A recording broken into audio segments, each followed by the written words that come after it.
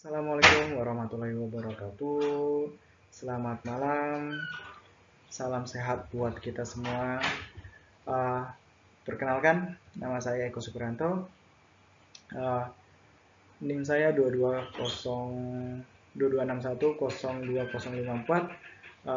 Saya kelas 1D dan di sini saya akan menjelaskan apa itu engine terminologi.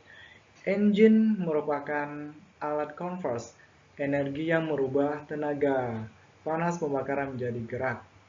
Dan di sini kita bisa langsung saja masuk ke bagian komponen terpenting pada engine, yaitu engine block. Engine block adalah bagian utama yang mendukung semua komponen pada engine. Blok mesin dirancang untuk menahan berbagai temperatur dan beban sehingga mampu menjaga stabilitas dan pelumasan mesin. Ada sejumlah galeri di dalam blok mesin yang membantu sirkulasi oli di dalam mesin. Galeri air juga ditampilkan untuk memberikan pendingin pada engine yang mengontrol suhu pengoperasian optimalnya. Blok silinder sendiri dirancang tergantung pada jenis dan spesifikasi model mesin yang dibangun. Ini akan mencakup dinding silinder, selongsong silinder, dan saluran pendingin. Terakhir, blok silinder adalah struktur yang berisi silinder dan bagian mesin lain dari mesin pembakaran dalam. Blok engine khususnya sering digunakan bahan-bahan pembuatannya seperti besi cor, kelabu untuk produksinya, dan ada juga tambah-tambahan seperti nikel dan korium. Terkadang ditambahkan untuk meningkatkan sifatnya ya, untuk mendapatkan komponen yang lebih ringan dan peningkatan kinerja aluminium digunakan. Kita langsung masuk ke bagian kedua. Di sini ada silinder linear. Silinder linear atau disebut juga sebagai boring. Boring itu yang biasa kita dengar mungkin di bagian bengkel-bengkel ya. Jadi merupakan komponen berdinding halus untuk yang berfungsi untuk menggerakkan piston. Sehingga selain itu, silinder linear juga berfungsi untuk melindungi bagian dalam blok mesin dari gesekan piston. Kendati demikian, dalam waktu yang panjang mungkin saja silinder linear mengalami kerusakan atau baret. Dampak yang akan terjadi saat silinder linear baret adalah terjadinya kebocoran pada sistem kompresi. Piston goyang, bisa saja pistonnya goyang sehingga oli mesin masuk ke dalam ruang pembakaran dan bakal menyebabkan tuh yang biasa kita lihat itu kayak terjadi asap berwarna putih. Dan kita langsung masuk ke bagian selanjutnya, yaitu piston. Piston terpasang sempurna di dalam tiap silinder linear, di mana bisa bergerak ke atas dan ke bawah. Selama proses pembakaran, bagian atas piston merupakan dasar dari ruang bakar. Berdasarkan cara pembuatannya, piston dapat dibagi menjadi 4 bagian, yaitu bagian pertama ada cast aluminium core dengan forged aluminium skirt, di mana kedua bagian tersebut disambung dengan pengelasan elektron beam. Bagian kedua composite steel core dan aluminium skirt yang dibaut menjadi satu. Bagian ketiga ada article forged steel core dengan pinbore dan bushing, di mana cast aluminium skirt terpisah. Dua bagian ini disatukan dengan worst pin. Bagian keempat ada tipe yang umum, ialah piston tunggal cast aluminium dengan piston ring belt atau yang biasa kita tahu mungkin sabuk baja. Bagian tempat ring piston berdasarkan sistem bahan bakar dan bentuk ruang bakar, maka dikenal dua macam, yaitu ada pre-combustion dan direct combustion. Piston tidak mempunyai heat plug. Adapun jenis piston ring yang terpasang pada piston adalah sebagai berikut. Bagian pertama, di sini adalah compression ring atau yang biasa ring kompresi berfungsi untuk menyekat ruang bakar bagian bawah guna mencegah kebocoran kompresi dan gas hasil pembakaran melalui piston. Terus di sini kita akan masuk ke bagian kedua. Bagian kedua itu adalah oil control ring atau yang biasa ring oli. Biasanya hanya terdapat satu oil control ring di bawah dua compression ring. Oil control ring melumasi dinding silinder liner pada saat piston bergerak ke atas dan ke bawah. Lapisan oli mengurangi keausan silinder, liner, dan piston. Di sini bisa kita lanjut ke tahap selanjutnya, yaitu connecting rod. Connecting rod menghubungkan piston dan crankshaft. Bagian-bagian dari connecting rod adalah ada rod A, piston pin bushing, ada shank, ada cap, ada rod bolt and nut, ada connecting rod bearing. Jadi kita akan langsung ke selanjutnya, yaitu ada crankshaft.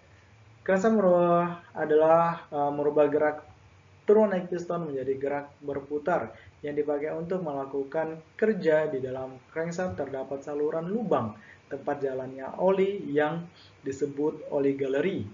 Lubang saluran oli dibuntu pada satu ujungnya dengan plug atau set screw untuk mengurangi gerak maju atau mundur. Mundur pada crankshaft, gerak maju mundur crankshaft tersebut biasa disebut end play, yaitu insert bearing dan flank thrust. Langsung saja kita masuk ke bagian flywheel.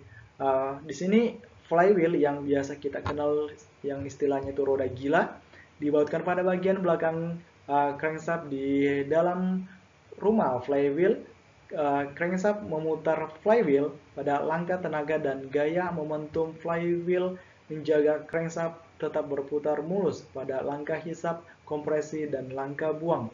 Flywheel ada 3 macam, yaitu bagian pertama menyimpan energi untuk momentum di langkah tenaga. Bagian kedua membuat putaran crankshaft supaya halus. Bagian ketiga memindahkan tenaga ke mesin torque converter atau beban lain. Pada bagian luar terdapat komponen ring gear melingkari flywheel. Ring gear dipergunakan sebagai roda gigi yang splint dengan pinion starting motor untuk start engine.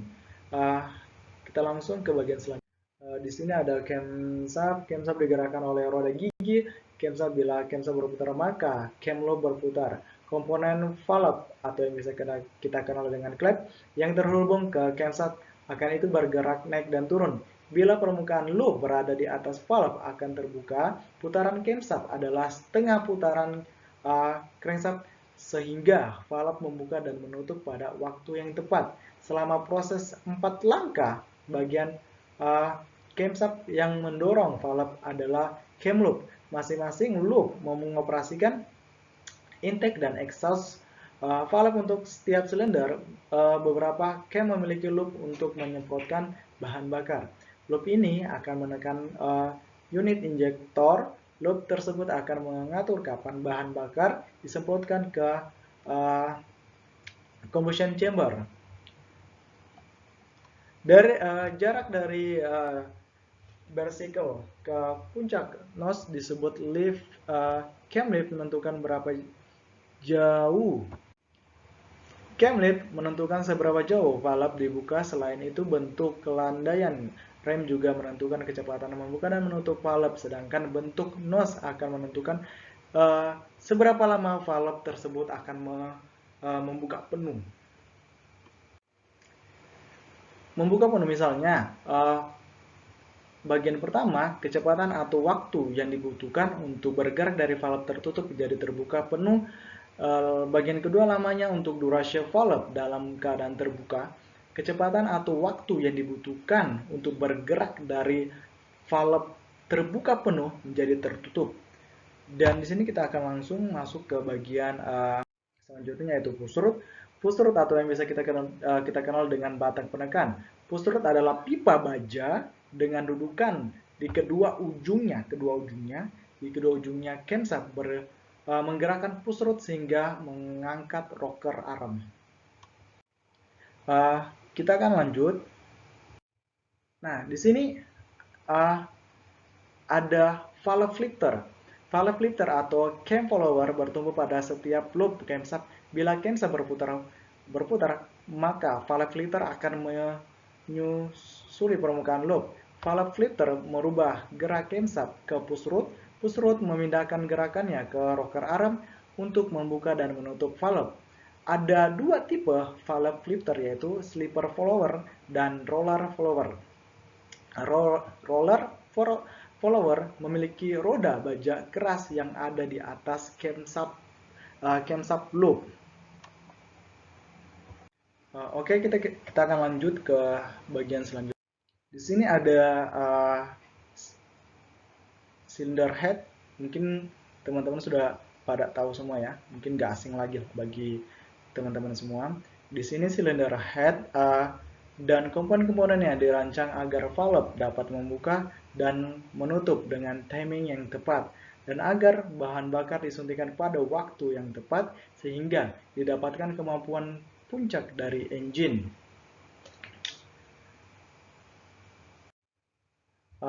Mungkin itu saja yang bisa saya sampaikan. Kurang lebihnya mohon maaf.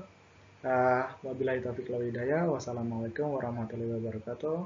Mohon maaf bila ada salah-salah kata. Kurang lebihnya mohon maaf. Assalamualaikum warahmatullahi wabarakatuh.